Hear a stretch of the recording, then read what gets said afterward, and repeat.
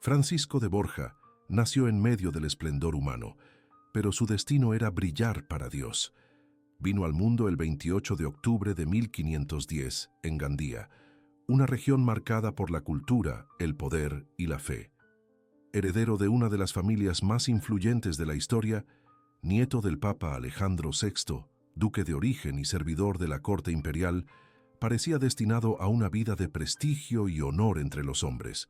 Pero el cielo tenía otros planes. Desde temprano la voz del mundo competía con el llamado de la eternidad. Entre fiestas, responsabilidades y glorias humanas, había en él una semilla de silencio, de recogimiento, de sed por algo que los títulos no podían ofrecer. Francisco sería esposo, padre, noble, respetado, pero sería también y sobre todo discípulo de Cristo, un hombre que aprendió a perderlo todo para ganar lo que no pasa. La Iglesia lo celebra el día 3 de octubre, reconociendo en él el ejemplo de aquellos que, aún rodeados de grandezas temporales, eligen vivir la verdadera nobleza del Evangelio. Es invocado como patrón de la nobleza santificada, de la conversión interior y de la entrega total a Dios. En todos los continentes, donde quiera que se hable de fe, de lucha interior o de búsqueda de sentido, la vida de San Francisco de Borja resuena como respuesta.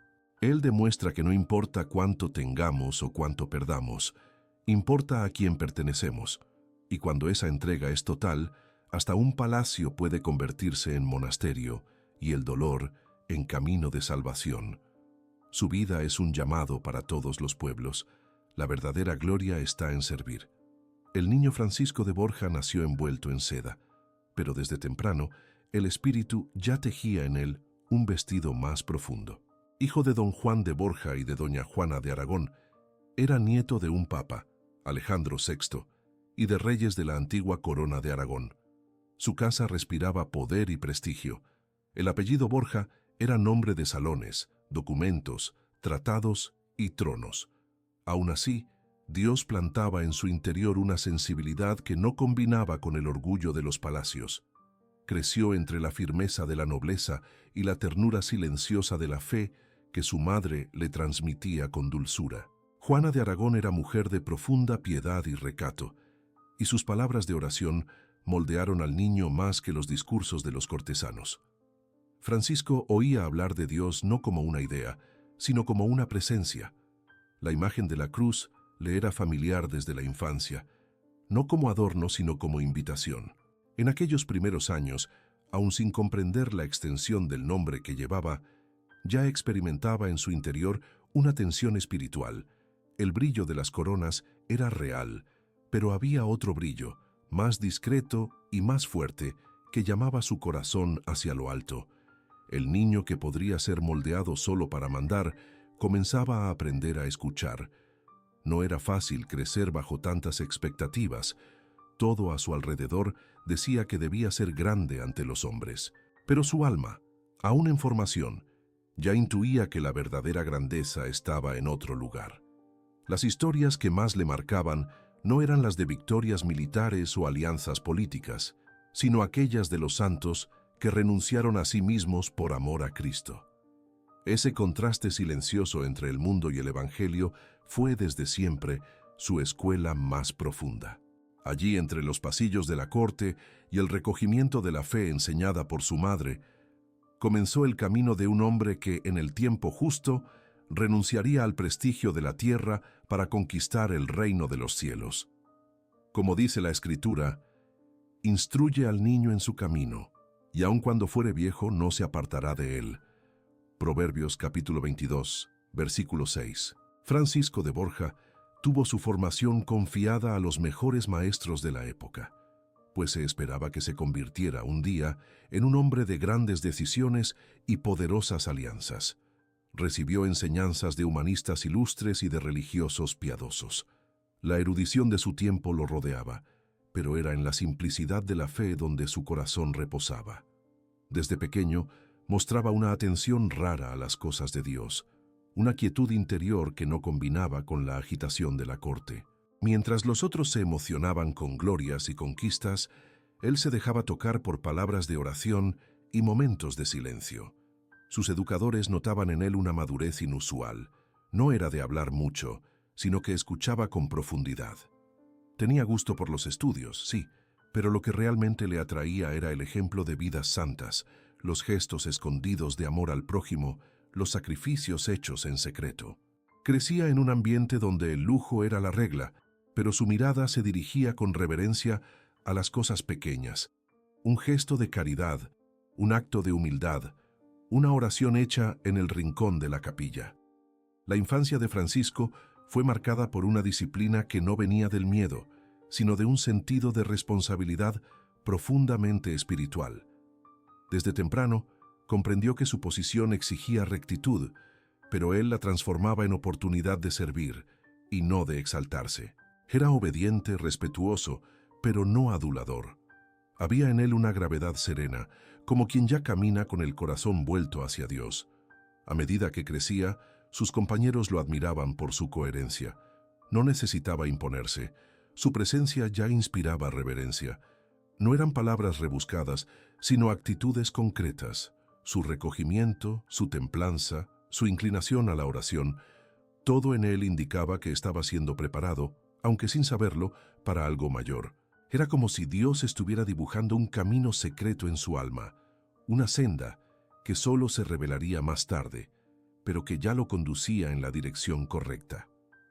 En aquel tiempo, en que tantas voces hablaban de poder, el pequeño Francisco escuchaba otra voz, más profunda, que decía: «Sed santos porque yo soy santo».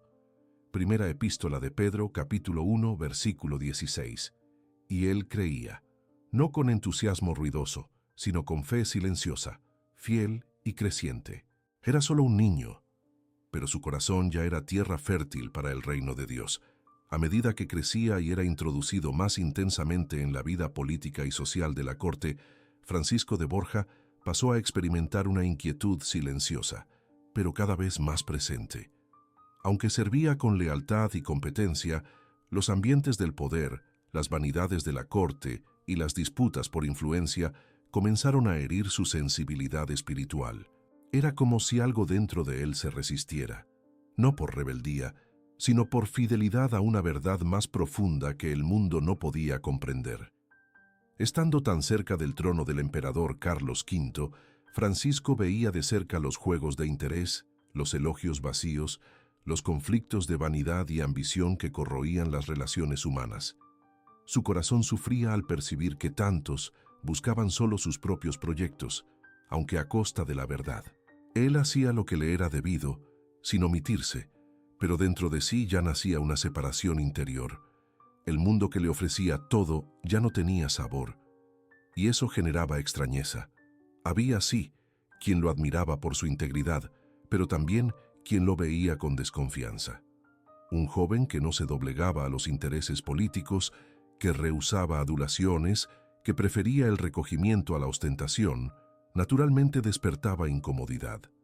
Las primeras miradas torcidas vinieron no por error, sino por virtud. Su fidelidad silenciosa era luz que denunciaba la sombra de los juegos de poder. Y la luz, cuando brilla demasiado, incomoda a los que prefieren la penumbra. No todos los miembros de su propia familia comprendían ese temperamento tan diferente de las expectativas que se ponían sobre un noble. Francisco cargaba entonces una soledad discreta. Estaba entre los grandes, pero no era como ellos. Y esa soledad moldeaba su alma como el fuego purifica el oro. Estaba aprendiendo con su propio corazón lo que significa ser probado por dentro. No por el rechazo declarado, sino por la incomprensión sutil, aquella que hiere sin palabras. Fue en ese tiempo que su alma se unió con más profundidad al crucificado. Él comenzó a entender, aunque vagamente, lo que el Señor había dicho. Si el mundo os odia, sabed que, antes que a vosotros, me ha odiado a mí. Evangelio de Juan, capítulo 15, versículo 18. Francisco no huía del mundo, pero ya no se sentía parte de él. El palacio se volvía estrecho para un corazón que anhelaba lo eterno. En la juventud, Francisco de Borja se afirmó como un ejemplo raro de fidelidad dentro de la corte. Servía al emperador Carlos V con dedicación ejemplar, sin jamás traicionar su conciencia. Incluso entre banquetes, campañas y responsabilidades políticas, mantenía una vida interior profundamente centrada en Dios. La oración no era un hábito esporádico, sino un refugio diario. Encontraba fuerzas en el recogimiento, en el silencio y en la meditación sobre los misterios de la fe. Su alma buscaba el cielo con los pies aún firmes en la tierra. En ese tiempo, se casó con la noble Leonor de Castro, dama de compañía de la emperatriz Isabel de Portugal. El matrimonio no fue solo una unión política, como tantas de la época. Era un verdadero encuentro de almas, sostenido por el respeto, la ternura y la fe compartida. Francisco amaba con corazón cristiano. Veía en el matrimonio una misión y no un privilegio. Juntos tuvieron 8 hijos y él se dedicaba a la familia con celo, conduciendo su hogar con rectitud y espíritu de servicio. Lo que más llamaba la atención, incluso de quienes lo conocían de lejos, era su humildad. No se dejaba corromper por el prestigio, ni se alejaba de los que sufrían. Era común verlo ayudando discretamente a los más necesitados, incluso cuando eso no era bien visto por otros nobles. Su conducta inspiraba respeto sin ostentación. La juventud de Francisco estuvo marcada por una coherencia admirable. Era fiel a las exigencias de su puesto, pero aún más fiel al evangelio que palpitaba en su corazón. Incluso dentro de la estructura de poder, se mostraba cada vez más como alguien separado para Dios. Sus virtudes florecían en medio de las responsabilidades, como lirios que crecen entre piedras. Era esta pureza de intenciones lo que llevaba a muchos a verlo no solo como un buen administrador, sino como un hombre de Dios. Su nombre ya entonces era sinónimo de confianza, equilibrio y rectitud. Francisco de Borja estaba siendo pulido. El mundo aún lo aplaudía, pero su alma ya se inclinaba, cada vez más, al misterio de una entrega mayor. Era como el salmista que dice: «Aunque camine por el valle de sombra de muerte, no temeré mal alguno, porque tú, Señor Dios, estás conmigo. Tu vara y tu cayado me infunden aliento». Salmo 23, versículo 4. El joven duque caminaba sin desviar la mirada, no hacia la gloria de los hombres, sino en dirección al Cristo escondido en los deberes de cada día. Fue en un instante de silencio ante la fragilidad humana que el mundo de Francisco de Borja comenzó a derrumbarse, o mejor dicho, a ser redimensionado por Dios. La emperatriz Isabel de Portugal, esposa del emperador Carlos V, a quien Francisco servía con gran lealtad, había partido de este mundo de forma inesperada.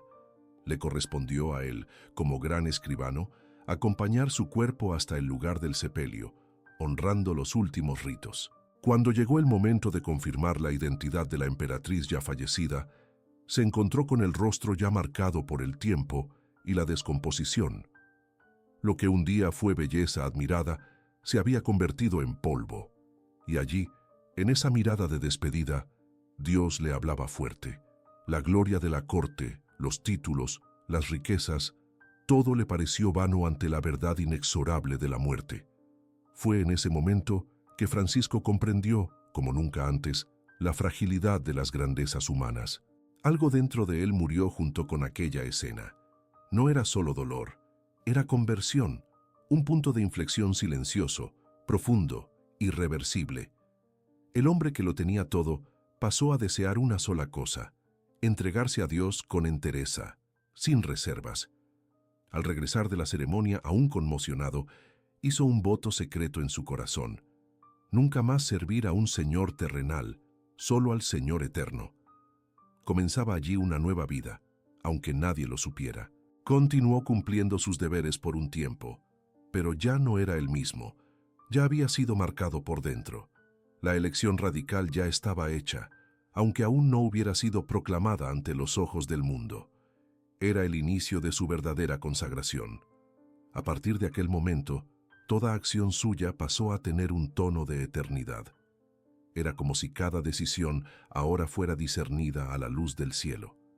Pasó a vivir con mayor desapego, con más oración, con un ardor creciente por las cosas de Dios. Francisco ya no pertenecía más al mundo, caminaba para ser todo de Cristo. Y como dice la palabra: donde esté vuestro tesoro, allí estará también vuestro corazón. Evangelio de Mateo, capítulo 6, versículo 21. Su corazón ya había elegido el reino. Francisco de Borja había hecho una elección en lo íntimo, pero aún cargaba con los encargos y la visibilidad que su posición exigía. Como duque de Gandía, tras la muerte de su padre, heredó oficialmente el título y las responsabilidades de un señor feudal. Sus súbditos esperaban de él firmeza, estrategia, dominio político. La nobleza lo veía como referencia y las autoridades esperaban continuidad.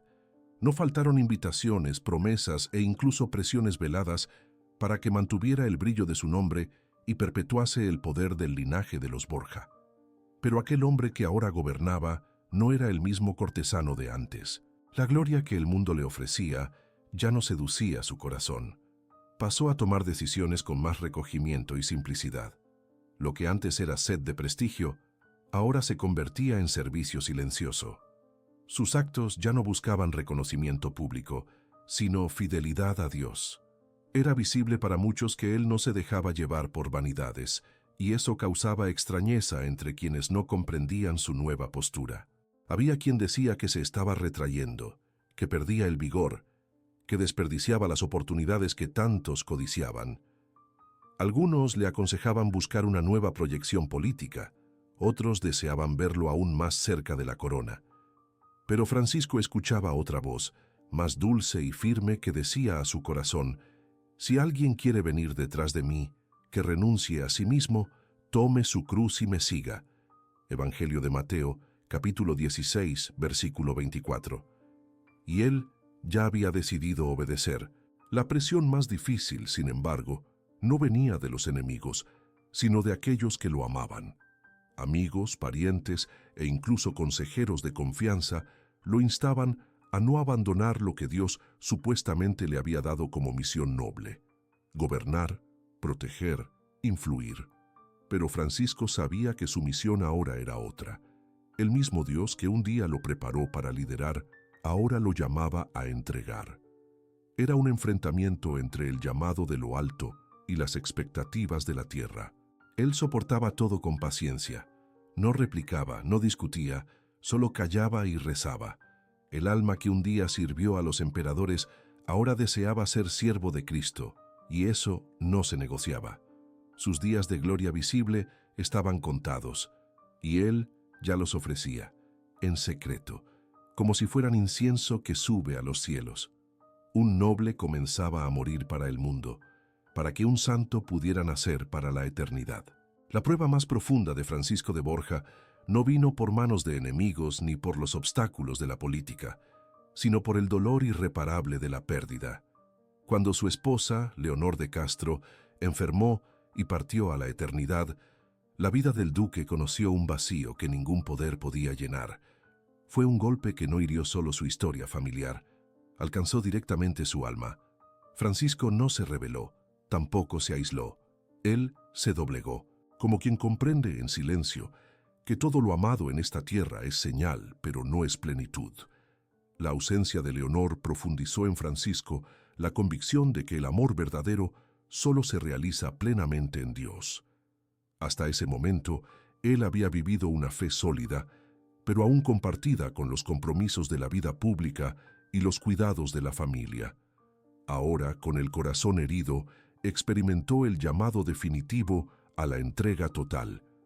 El luto no lo destruyó, lo purificó. La pérdida no lo cerró, lo liberó.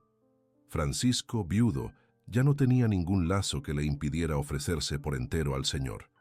No fue una renuncia impensada. Él oró, discernió, esperó. Y al final, entregó a su hijo mayor todos sus títulos, tierras y responsabilidades. Renunció a todo lo que lo ligaba al mundo para seguir a aquel que dijo: porque el que quiera salvar su vida, la perderá, y el que pierda su vida por causa de mí, la hallará. Evangelio de Mateo, capítulo 16, versículo 25. Su nobleza ahora se expresaba en la humildad. Su autoridad se convertía en servicio escondido. Su sufrimiento se convertía en altar. Para muchos, esa decisión parecía incomprensible. El duque que podría haber comandado ejércitos, influido en reyes, consolidado su linaje con más poder, ahora se retiraba como quien nada poseía. Pero aquellos que lo conocían más de cerca veían en sus ojos una paz que nunca había brillado antes. Era como si todo el peso del mundo hubiera sido retirado de sus hombros. Su prisión no fue hecha de rejas, sino de expectativas humanas vencidas. Él rompió con ellas con mansedumbre y fe. Esta fue su primera gran prueba pública: dejarse vaciar de todo para ser llenado solamente por Dios. El mundo lo vio perder. El cielo, sin embargo, lo vio subir. Era el inicio de una libertad que solo conocen los que se despojan de todo para vestirse de la voluntad divina. Francisco de Borja, en medio del dolor, descubría la gracia de la ofrenda. Después de entregar sus títulos, renunciar al poder y abrazar el luto con fe, Francisco de Borja tomó una decisión que muchos consideraron inimaginable: ingresar en la compañía de Jesús. Aquel que había sido duque, consejero imperial y señor de tierras, ahora se presentaba como siervo. No pidió excepciones, no exigió acomodaciones.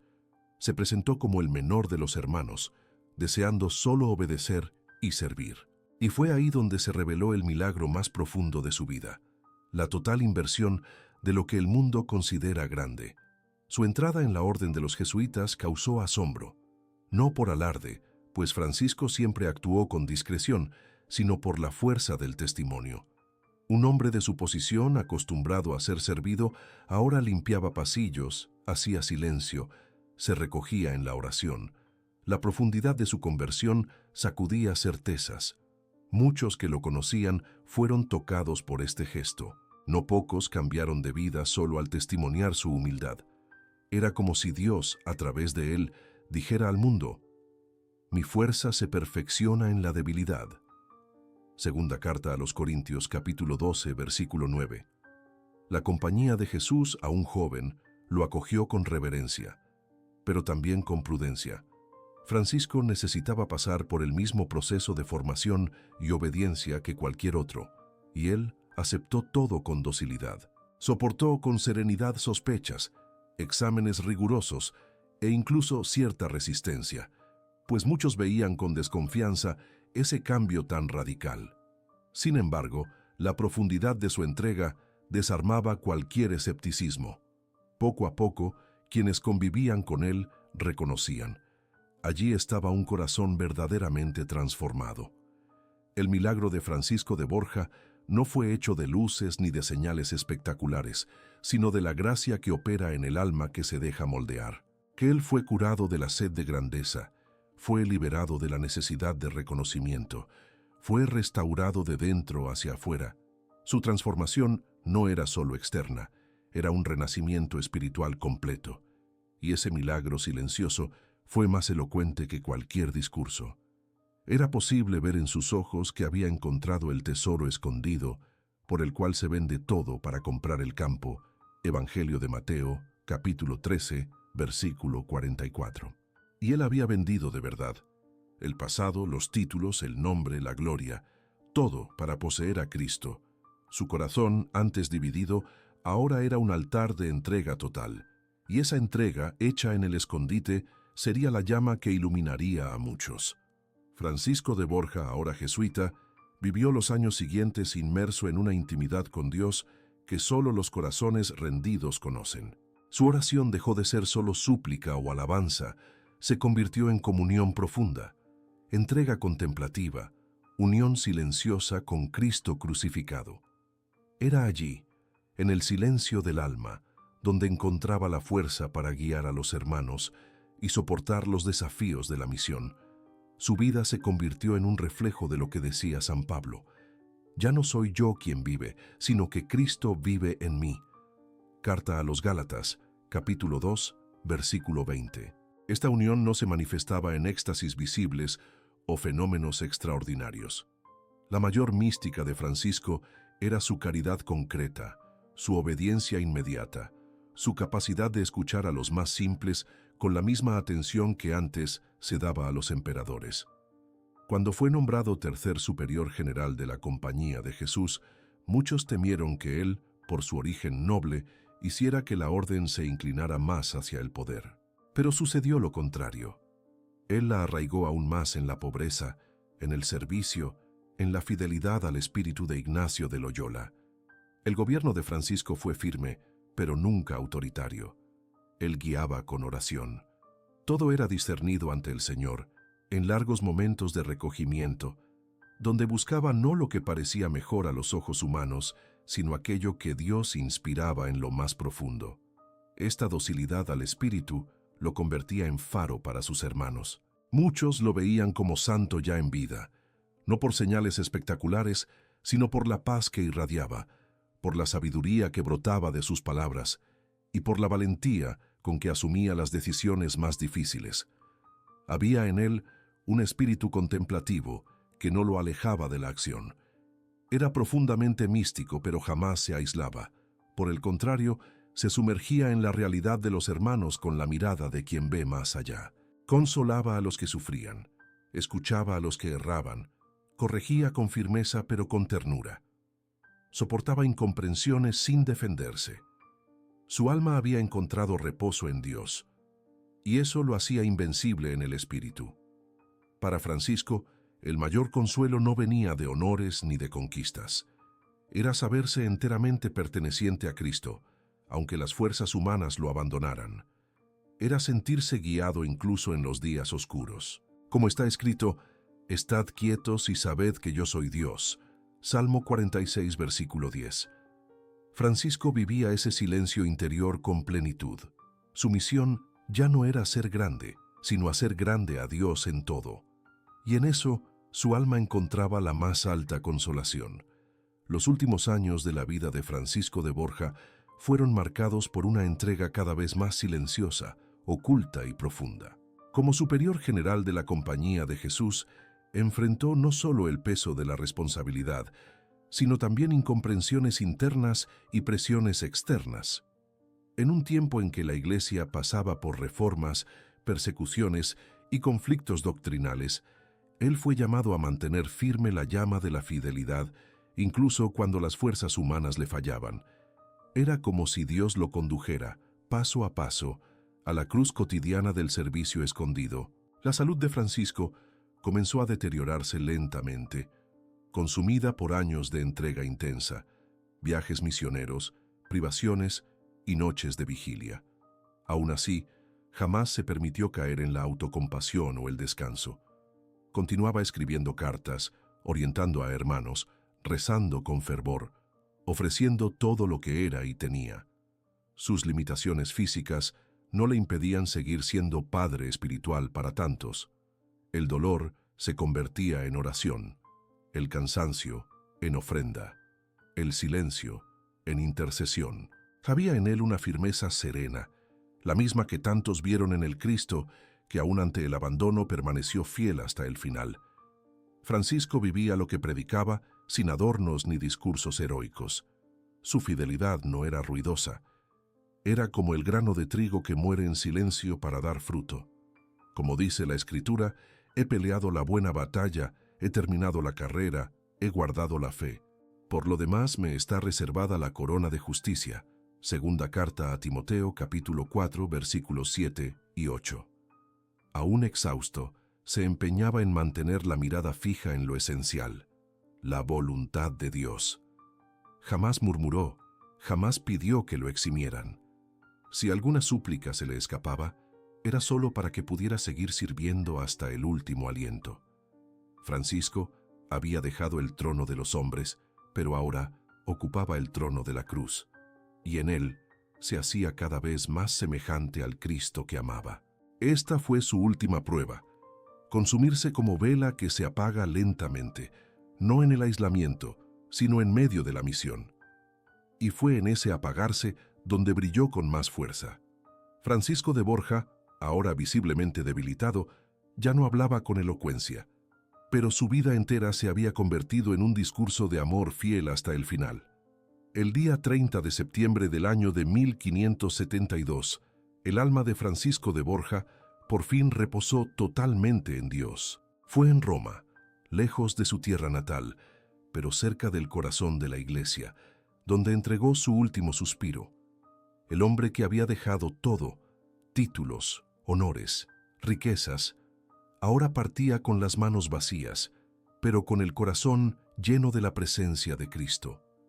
Aquellos que lo acompañaron en sus últimos días testimoniaron no una agonía, sino un recogimiento sereno, como quien sabe que está a punto de atravesar la puerta del hogar eterno. No hubo espectáculo, no hubo conmoción teatral. Su muerte fue el espejo de su vida, discreta, humilde, profundamente unida a Dios. Y sin embargo, aún sin buscar glorias, el cielo lo glorificó. Muchos testimoniaron una paz sobrenatural en aquel momento. La noticia se esparció como un susurro de santidad. Sacerdotes, religiosos, laicos, todos reconocían que un justo había partido. Francisco no dejó solo memoria, dejó frutos. Su vida continuaba convirtiendo, inspirando, enseñando, incluso después de su partida. Poco a poco, el mundo comenzó a comprender el alcance de su entrega. Había sido duque, sí, pero fue como siervo que dejó la marca más profunda. Fue canonizado mucho tiempo después, pero su fama de santidad ya era viva desde sus últimos días. Donde su nombre era recordado, crecía la esperanza de que la verdadera grandeza no está en las coronas de la tierra, sino en el amor fiel a Cristo. Como está escrito, bienaventurados los que mueren en el Señor. Sí, dice el Espíritu, que descansen de sus trabajos porque sus obras los siguen. Libro del Apocalipsis, capítulo 14, versículo 13. Y sus obras, de hecho, lo siguieron. Los jesuitas que convivieron con él guardaron su ejemplo como una herencia espiritual. El pueblo, simple o letrado, lo reconocía como un intercesor confiable, un modelo de conversión posible. Su memoria permanece viva hasta hoy como luz para aquellos que necesitan dejar algo para seguir a Dios, como consuelo para los que sufren pérdidas, como respuesta para los que buscan sentido. En la partida de Francisco de Borja, el cielo no solo acogió un alma fiel.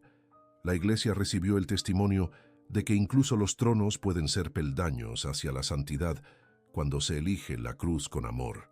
Su nombre, escrito en los libros de la tierra, fue tachado por su propia mano.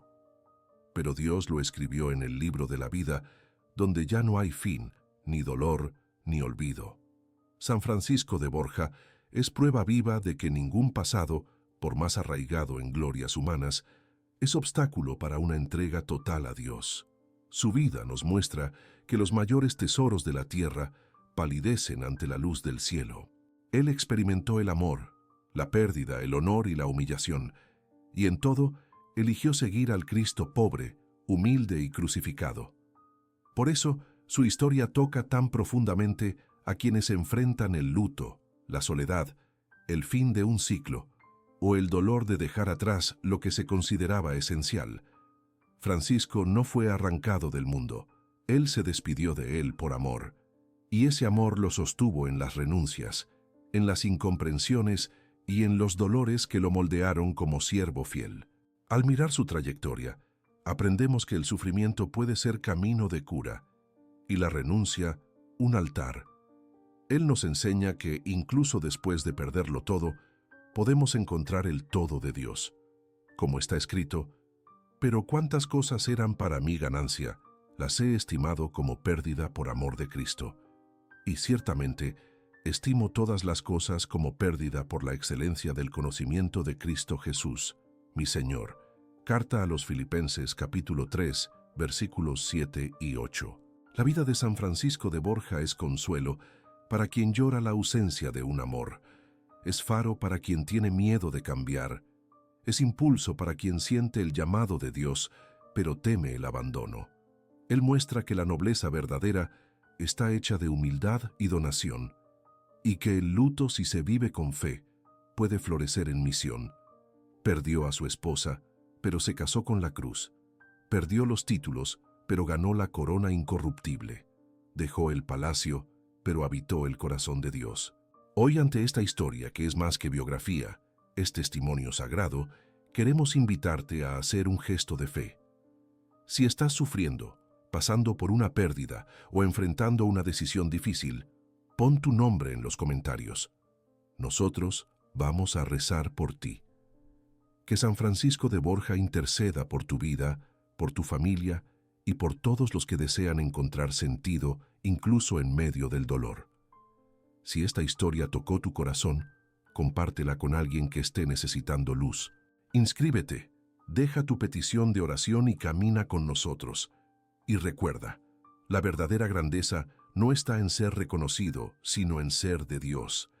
Que la vida de San Francisco de Borja nos ayude a elegir siempre lo que es eterno, y que un día, como él, podamos oír: «Siervo bueno y fiel, entra en el gozo de tu Señor».